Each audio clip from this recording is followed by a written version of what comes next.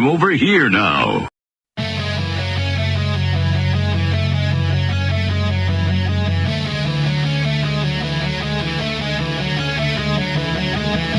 From high atop Fox News headquarters in New York City, the most approachable radio host in America. It's Brian Kilmeade. Hi, everyone. So glad you're there. It's the Brian Kilmeade Show on the road. Don't check for me on the 15th floor. I am now safe in Wiesbaden, Germany, at the Claire Kaserne Army Base, where and I'm from the American Forces Radio Network. I was saying Armed Forces. That's a mistake.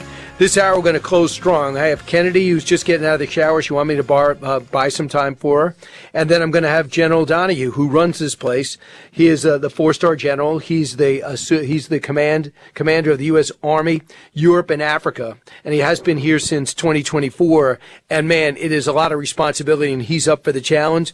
You're going to meet the guy that's in charge of so much and has already had a fantastic career. And dare I say, the best is yet to come. So he's going to be with us in studio. You might have seen him earlier today. Was able to speak to a group of officers, his officers, which was obviously a thrill of a lifetime. But the second greatest thrill of my lifetime is talking to Kennedy any day. Kennedy, how do you feel about being on the show? I feel great about this. You know, the fact that you have two four-star generals. I'm considered to be a general in the war on freedom, and in my household. You know, it's really one and the same.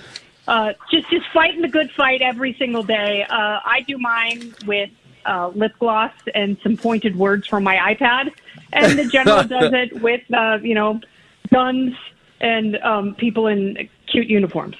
So that I don't know if you refer to that way. They do seem very similar, camouflage. Could I ask you, Kennedy, what else are you doing today? Not that you need to, not that this isn't enough, but usually it's outnumbered. Usually it's the 5. I mean, what are we looking at?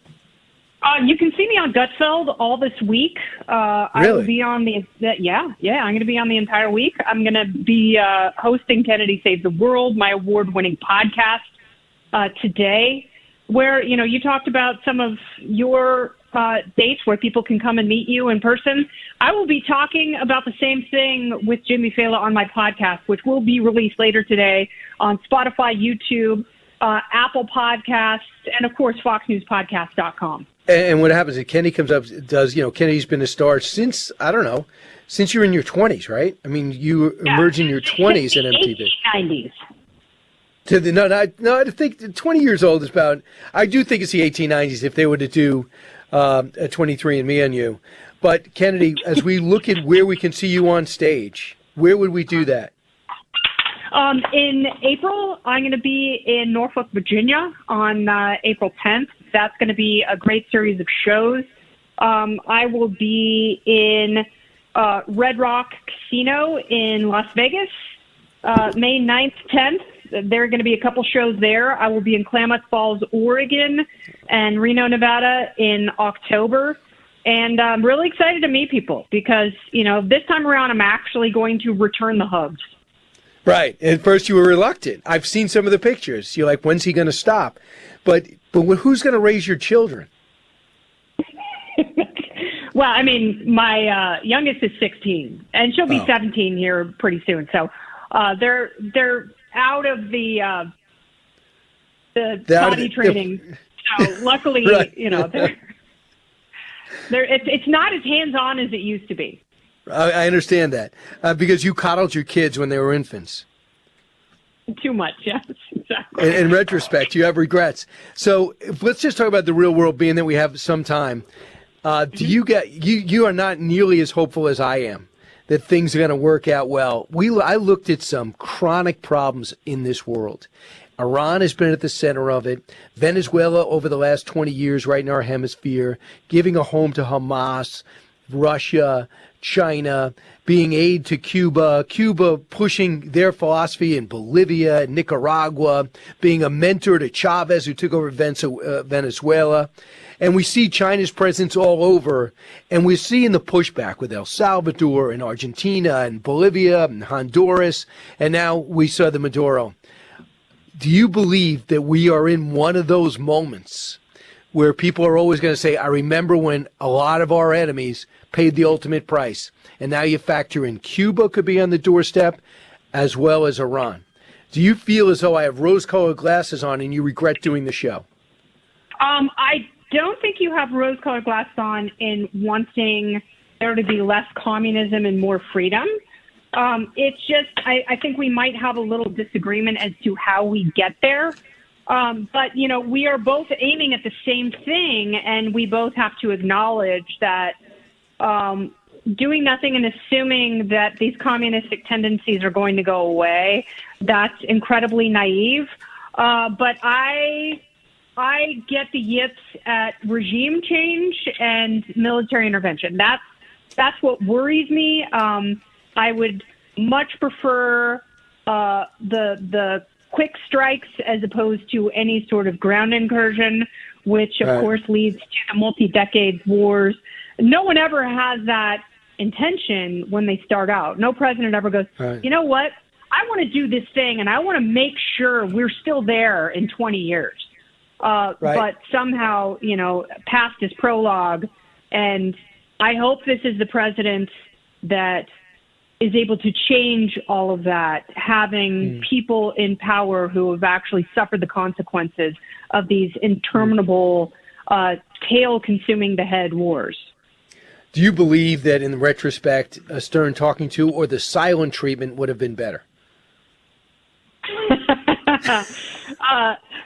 You know, we really have to go back to middle school girl tactics if we're going to get anything done. And you've always said that. You know, yeah, we think that Al-Qaeda, we think that Hezbollah, you know, we think that Hamas and Al-Shabaab are the most fearsome factions on the planet. It's really eighth grade girls. Right. And, you know, it's like that level of cruelty, that style of psychological manipulation. If we had a little bit more of that, I think that we would see less trouble. I think that could be the topic on your next podcast, but I will not produce your podcast, although you've asked me many times. Lindsey Graham says the silent treatment and a stern talking to will not work. He has a different perspective. Cut 11. This is the biggest deal since the fall of the Berlin Wall. Regime change is what we're talking about, not from Lindsey Graham, but from the people. The people of Iran are tired of living the way they live. If you're a 16-year-old girl and you don't wear the hairdress right, they take you off a bus and they kill you. The people don't want the Ayatollah anymore. I don't want him. If we can get rid of him, it'd be the best thing could ever happen. But if he stays, if after the people go back into the streets yet again, they've done this before, Trump's got their back, Obama didn't. But if he hangs on, the Ayatollah, it'd be the biggest disaster in the Mideast, like maybe forever. If the Ayatollah goes, it's the best change in the history of the Mideast in 1,000 years. Yeah, I put the music in on the end, but he was just, yeah, thank you. But he's right. This is the best chance and maybe the last chance to get rid of him. He literally is going to kill his way out of this. And you wonder what our responsibility is. And I think we have one. I think that maybe Netanyahu has one. If he had the phone numbers he knew where the generals were sleeping and killed them all, maybe he knows where the civilian leaders are sleeping. But then again, I couldn't believe this. Netanyahu is the most popular political figure in Iran. Amongst his people. He does regular broadcasts there, and Trump is number 2. Yeah, that doesn't surprise me because they're powerless, but they are hungry. And, you know, we talk a lot in this country, you pay a lot of lip service to, oh, this person's a fascist, and Trump is literally Hitler. And, you know, it's tragic when a protester is shot and killed, but you've got, you know, it's estimated to be around 550 protesters who have been killed here. So it is a very different reality for them. And, you know, I agree. Obama didn't do it right. He dropped the ball and just expected by the virtue of his greatness that the theocracy would step aside. That's not going to happen. But you know, and I am very interested to hear from an objective analyst what the correlation is between the strikes on Iran's nuclear facilities and, you know, because I think there is a direct correlation between the weakening of the Ayatollah now, because before, I think Iran was very emboldened to continue murderously squashing these protests, but they are in a very different position militarily and economically. And, when you've got both legs of that stool, which have collapsed or are in the process of collapsing, then the people who are protesting have much more power. Something like that is bound to happen organically, like it did with the fall of communism in Eastern Europe. And, we should be mindful and supportive of that. But Lindsey Graham is one of those people who has wanted to have a ground invasion in Iran for decades. Like, he and John Bolton for so long were conjoined twins in terms of their hawkishness. And, those are the guys who really scare me. I have not heard President Trump be as aggressive and as irresponsible as Lindsey Graham has in the past. And there's a lot I like about Lindsey Graham, but that hawkishness is not one of those things.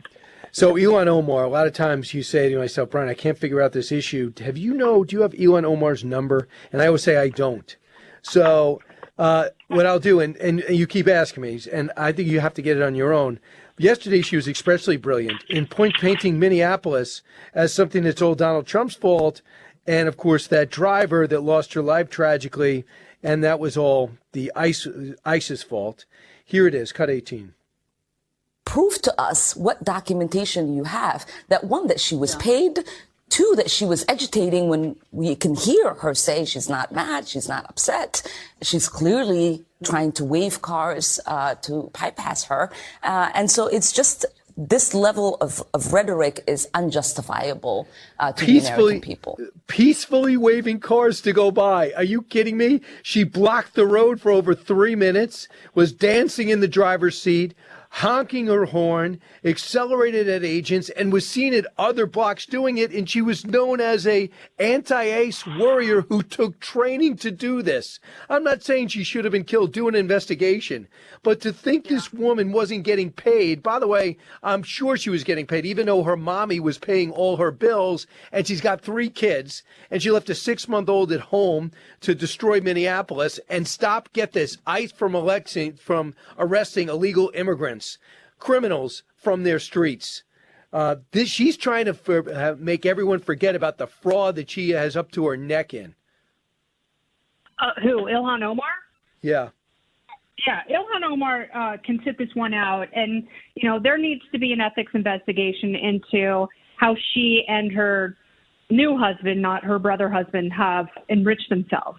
Because I'm really sick of hearing about these progressives who get into Congress to become public servants, and then all of a sudden, while still in office, at least the Obamas had the good sense to wait until they left to sign $60 million deals with publishers and Netflix. Like, I have a lot of respect for that. Like, build your brand and then capitalize on it. You can't do that while you are in office. And that's, mocking the country at every turn. Yeah, she is terribly anti-American, and one of those people who says that if you look into the Somali community and where the majority of the fraud is taking place, you're racist. It's like, oh, so because you're Somali, you can commit crimes and no one can say anything? No, that's not how this country works. That's not an equal application of the law. And unfortunately, this woman, Renee Good, does bear responsibility because think about it from the ICE agent's perspective. Think about how they're taunted all day long. And her wife was standing there calling the ICE agent fat and, purposely, demonstrably being very, very disrespectful. So, you have to assume that these people are the same as some of the other protesters. It is legal. It is enshrined in the First Amendment that we have the right to protest. There's no doubt about that. But when a sworn officer tells you to get out of the car, you have to get out of the car. I do not believe this woman should have been killed, but I do believe she does bear responsibility for where she was, what she was doing, and how she was doing it. And Yep. and they all know what they're doing is a form of agitation. And, that's what the left has been pushing for. They have wanted an outcome like this, unfortunately, and it doesn't make her a hero. It doesn't make her 2026's George Floyd. It makes everything so much worse. Yep. And it devalues peaceful political protest, which it's not only necessary in Iran, it is necessary in this country. Just do me one favor tonight. At one point, when you make a point, you said, as I originally said on Brian Kilmeade's radio show to Gutfeld, it'll just ruin his night. Yeah, If but you could people say- are going to think that I'm stealing your talking points. No, as you said, not as I said. Just say, as I mentioned on Brian Kilmeade's radio show to Gutfeld. Could you do that? Only if you promise to stay up until 11 to watch the show.